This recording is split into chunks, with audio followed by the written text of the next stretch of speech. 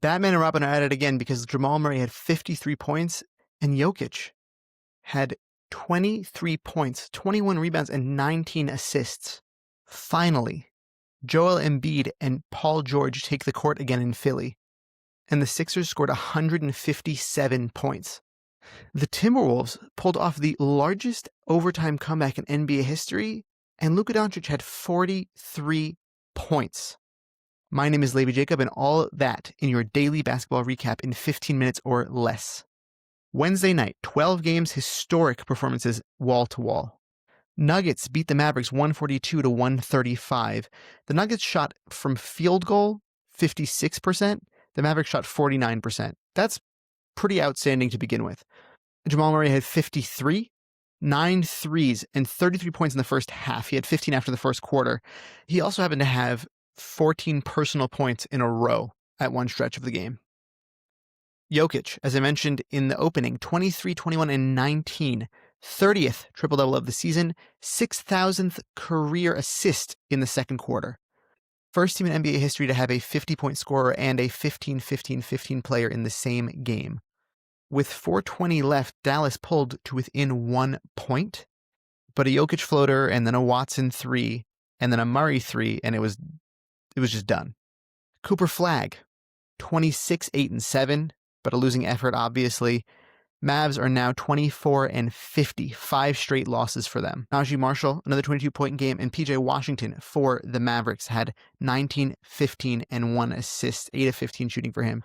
Nice games all around for everybody, but man, this Nuggets team they were on fire.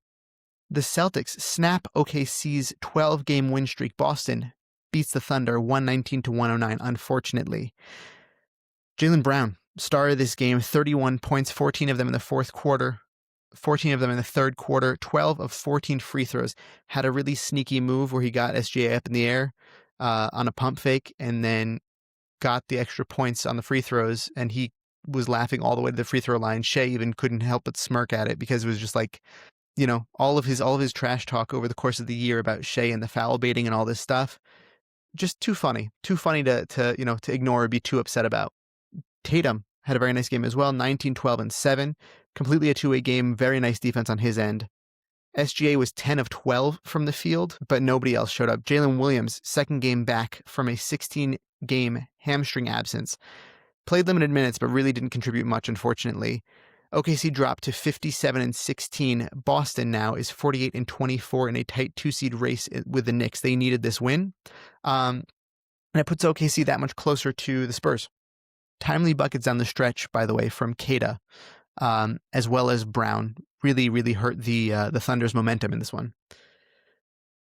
SGA, as I mentioned before, had 33 points, 8 assists, and 2 steals, 10 of 12 shooting, 10 of 12 also from the free throw line, 3 of 4 from 3. Dort put up 14 points. Aside from that, nobody was on. Just nobody was around to help, unfortunately. They didn't show up to play. And that really hurt them. I think it's because they have a lot of options on the court and they haven't yet played with everybody together, including all the big guys, maybe for the Philly game, but Embiid wasn't even playing for that game. Like, nobody was playing for that Philly game. So you can't really blame them for that. I think that'll be fine, but it didn't look pretty. It's not what you want to see before the playoffs. Next, Sixers beat the Bulls 157 to 137. Not a lick of defense was played, but Embiid and George both returned to the starting lineup. The Sixers shot 55. The Bulls also 49, so it's close even to those Nuggets game percentages. Embiid had 35 points, and in the first quarter, he was 6 of 9 from 3. Pretty incredible. Paul George had 28 points. First game back from that suspension that we spoke about, combined with Embiid for 63 in this game. That's their highest ever single game together. They haven't played a lot of games together, so it's not that shocking, but that's what the stat is. This is the highest Sixers output of points in 56 years. 157 points. It's a lot of points, to be fair. Edgecombe did his usual thing. He had 22, 6, and 6. Really, really proving that he's so able to carry an offense in this league. Quentin Grimes, 13, 6, and 5 with 3 steals and 3 blocks, doing everything on the court tonight. You could see it. Again, they're against the Bulls, so it's like, say what you want, but still, the supporting cast was really, really showing out tonight. Josh Giddey, almost a triple-double, 23, 9, and 12. Matas Buzelis had 18, 8, and 2. Trey Jones, 15, 4, and 7, a modest stat line for him, but again, he's just doing everything that you need out on the court. Next, Luka scores 43 as the Lakers win 10 of their last 11. LA scored 137, Indiana had 130. Luka, 9 of 10 from the line, 30 plus again in 10 of those last 11. So when Luka scores over 30 points a game, it's more likely in the last 11 that they will win. In the third quarter, the Lakers built the lead and Indiana could never really come back. Nembhard, a career-high 19 assists in a losing effort. That's incredible. That speaks to his ability to play make. That speaks to Carlisle's system's ability to really facilitate the ball. Awesome. Really just passing to open opportunities. And he's gone up a level in this season. Very underrated, specifically because the Pacers have been so, in terms of their streak, in terms of their record, they've been bad, but they've been otherwise like shockingly good if you actually watch them playing. Should really be something that he's proud of. Really an awesome effort. Reeves, second highest scorer in this game for the Lakers, 25 and 8 assists with 2 steals, 7 of 16 shooting. He's become their second option. LeBron has really taken on that third scoring role. That's all of the discussion that we've heard over the past week, I want to say, from a lot of the talking heads of the NBA media, that LeBron has really embraced the third string role. And he's killing it. And whenever he does that, the Lakers look a lot better. They look a lot better. And LeBron doesn't have to have as much on his plate. He's able to be the most elite glue guy on an NBA team, like a Draymond Green on steroids, literally. Aside from the active defense, he doesn't really like to get back on defense anymore. I think Ryan Russillo had a point that he was talking about how LeBron was number one in fast break points on nights that he plays. And Ryan Russillo is like, because he doesn't get back on defense. And it's like a hilarious thing to be able to know. That means that you've watched so many Lakers games, but also then going back and watching. It's true. It's true. LeBron James does not like to get back on defense these days. He's 41. You can't blame him. But he had, in LeBron James, had a 23, 9, and 9. Awesome. 9 of 17 shooting. 9 of 17 shooting. Jackson Hayes filling into that starting role because DeAndre Ayton was out. 21 and 10 for him. Pascal Siakam had 20. Jay Huff had 18, 6, and a block. But as I mentioned before, Andrew Nembhard was the story of the night for the Pacers. He only shot 3 of 9 in this game, 6 of 6 from the line, but 14 and 19 in 34 minutes for him. Awesome. Next, the Minnesota Timberwolves beat the Houston Rockets without Anthony Edwards, without Ayo Dosunmu. Naz Reid got ejected in that overtime there. Really a crazy scrappy game. A game that Houston had no business being close in or losing, is the truth. Wolves trailed by 13 in overtime. They went on a 15 run to close it out. 15-0. 15-0. They scored 15 points on this Rockets team, on this healthy Rockets team. Largest OT comeback recorded in NBA history. That's ridiculous. Julius Randle hit the go-ahead jumper with 8.8 seconds left. Durant missed 2 critical free throws. Man, you don't ever see that from Kevin Durant, so this was a heartbreaker for sure. Both KD and Şengün, again, had 30 points, but it didn't matter. It's not working for some reason. I mean, we all know why it's not working. This really is a lack of depth around them, especially with their offensive rebounding mentality. It's not really lending itself to be able to play that way, seeing as they don't have those guys to play that way anymore. However, they'll need to figure something else out if they want to have success in this postseason. Jaden McDaniels was the top scorer for the Wolves in this game. You really saw him just bring out all of his potential. He actually left early. He was 10 of 17 shooting 25 points, but he was playing so exceptionally well both ways. It always brings me back to that quote by Anthony Edwards, I want to say 2 or 3 seasons ago, postseasons ago, when Anthony Edwards was like, they have Kevin Durant, but we have Jaden McDaniels. And everyone laughed about it. He's great. He's not as good as Kevin Durant. That's definitely true. Defensively, when he's locked in, he is locked in, and he's awesome. He's all over the court whenever he's locked in.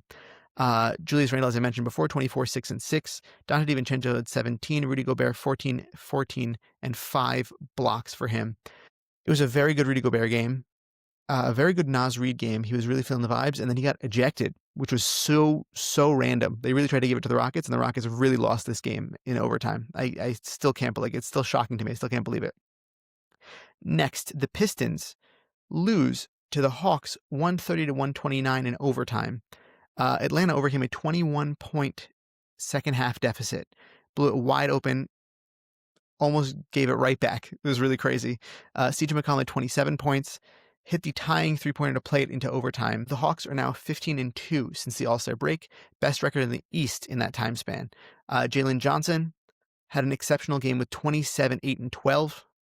Dyson Daniels also contributing a lot, 16, 13, and 4. Monster double-double off the bench for him. Jalen Duren anchored Detroit's side with 26 and 14, but close but no cigar. Nickeil Alexander-Walker shot 50% with 21 points. Tobias Harris had a good look to win the game. I don't know why he was the one who had the look to win the game. Turnaround jumper, missed it. But he had 22 in this game. He put them into overtime with his play, so I can't blame him, but still. Dennis Jenkins had 19, 3, and 10, 6 of 13 shooting, but 6 turnovers. And Asar Thompson was playing exceptional defense in this game. 18 points for him, 4 rebounds, 5 assists, but 4 steals and 1 block, 9 of 11 shooting for him. He's become very, very efficient in the second half of this season. Heat beat the Cavs 120-103. Miami snaps their 5-game skid. Norman Powell had 19, and the Heat had 8 players in double figures, no singles, just complete team effort. Donovan Mitchell dropped 28 for Cleveland, but Cleveland really couldn't sustain his hot streak. Harden shot 4 for 10. They started Keon Ellis, and in his defense he looked good. In his offense he was 5 of 12, but the Heat played good defense in this game as well. That's the truth. Next, the Spurs beat the Grizzlies 123-98, 7th straight win for them. Listen, this is going to be what the game is when you play the Spurs these days with this lineup for them. Wemby had 19 and 15 with 7 blocks. The Spurs are just steamrolling everybody. Gigi Jackson led Memphis with 20, but the rest of the Grizzlies were they were lacking. This team is they're tanking. They're for sure tanking, and they're ready for the season to end. The Wizards beat the Jazz 133-110.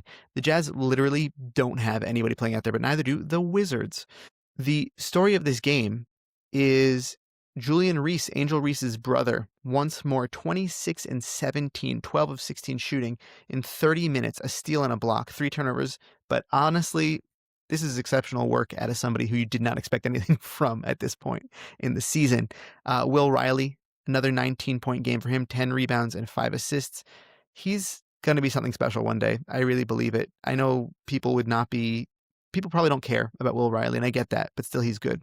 Cody Williams has been showing up in the games that he's able to play for the Jazz, 24 points for him. Ace Bailey had a little bit of a stinker in this game, 15, 5, 3, 2 steals, and 2 blocks, but he is engaged when he's on the court and has really fun dunk highlights. I think you should, if you guys want to see fun athletic dunk highlights, a lot of reverses. He's a little bit in the J Huff camp of solely reverse dunks, but go watch them. They're fun. Trailblazers beat the Bucks 130-99. Ryan Rollins had a career high 36 for Milwaukee, but a 31-point loss. So nothing much to talk about here.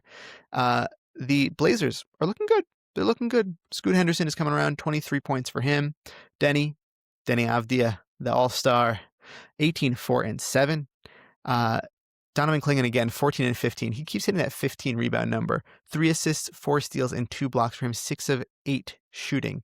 1 of 2 from 3. And he did all of that in 25 minutes. The Warriors beat the Nets 109-106. Golden State clinches the play-in spot. Look at that. There's enough separation there that the Golden State Warriors can clinch a play-in spot. In this game, really the only important note from Guy Santos scored 31 points. Very nice for him. The only important point of this game is the fact that Ben Suraf destroyed Draymond Green with a poster. He destroyed Draymond Green. It was beautiful. Go watch it. Go watch Ben Suraf kill Draymond Green on live TV. Clippers beat the Raptors 119-94. LA wins their 3rd straight in a row. Toronto, conversely, has dropped 3 straight. Kawhi Leonard had 27 points, 6 and 2 with 3 blocks and a steal. Very nice for him. Darius Garland again, 24 and 6. Benedict Mathurin returns to the lineup, 23 and 6 with 4 rebounds, 8 of 11 shooting from the free throw line.